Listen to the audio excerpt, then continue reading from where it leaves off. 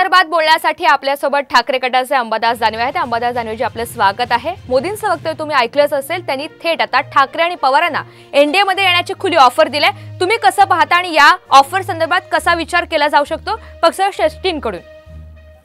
मला वाटतं त्यांचा पराभव अटळ आहे, म्हणून ते अशा पद्धतीने आता याला त्याला ऑफर द्यायचे आहे। नकली शिवसेना म्हणायचं, नकली राष्ट्रवादी म्हणायचं, उद्धवजीविषयी काहीतरी बोलायचं, पवारांविषयी काहीतरी बोलायचं आणि नंतर त्यांनाच ऑफर द्यायची। ते दुटप्पीपणाचं लक्षण आहे। आपला पराभव जवळ आल्याचं त्यांना दिसतंय, म्हणून अशा पद्धतीनं वक्तव्य त्यांचे होत आहेत।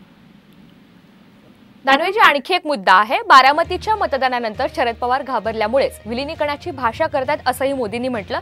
या टीकेकडे तुम्ही कसं पाहताय? शरद पवार तर पुढे असं बोललेलेच नाहीये, पण तुम्ही म्हणत असाल तर बारामतीचा पराभव हा अजितदादाचा अटळ आहे आणि अजितदादांनी भाजपचे नक्कीच, त्यामुळे आपला मुद्दा माझ्या लक्षात आलेला। अंबादासजी, धन्यवाद आपल्या सविस्तर प्रतिक्रियेसाठी।